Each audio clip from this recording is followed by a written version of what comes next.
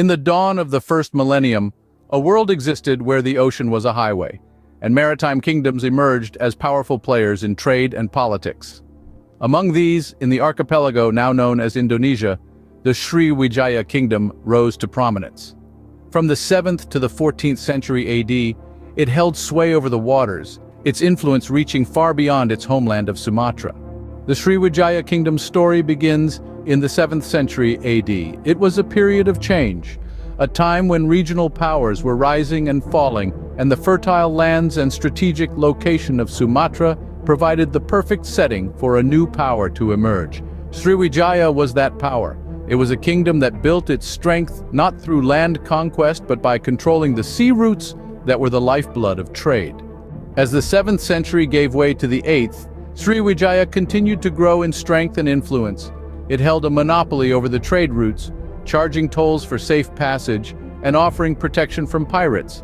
Its reach extended across the Strait of Malacca, one of the most important maritime routes in the world, and it controlled vital trade between India and China. Sriwijaya was not just a kingdom of merchants and sailors, though. It was a cultural hub, a place where Buddhism flourished and scholars gathered. Its capital, Palembang, was a city of learning and art, where the teachings of Buddha were studied and the arts of sculpture and architecture flourished.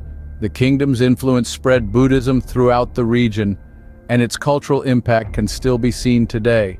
But as with all great powers, Sriwijaya's time in the sun was not to last. The kingdom's decline began in the 11th century, as other regional powers began to rise.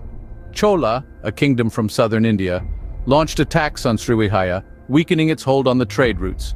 And in the 13th century, the rise of the Majapahit Empire in Java marked the beginning of the end for Sriwijaya. By the 14th century, the once mighty maritime kingdom had faded into obscurity, but its legacy lived on, in the traces of Buddhism scattered across the archipelago, in the maritime trade routes it once dominated, and in the rich cultural history it left behind.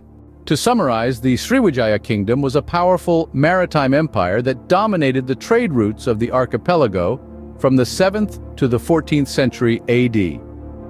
Its strategic location in Sumatra allowed it to control vital trade between India and China, and its capital, Palembang, was a major center of Buddhist learning and culture. However, attacks from the Chola kingdom and the rise of the Majapahit Empire led to its decline and eventual obscurity.